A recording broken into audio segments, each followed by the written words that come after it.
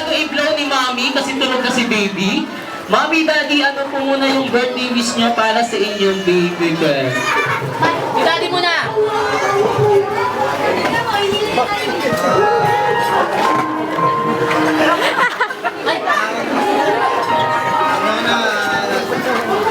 Salamat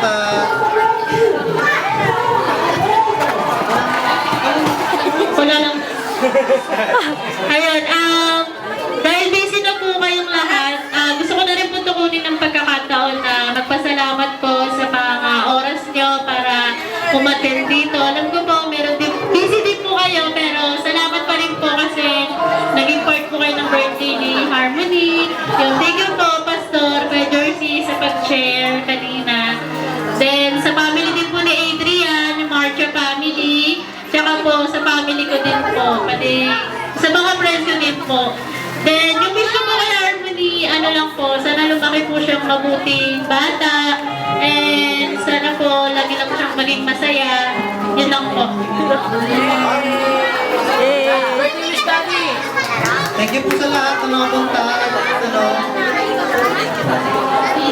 Mami, blow muna natin yung phone kung wala na. Ready? Bilangan po natin in 1, 2, 3, go!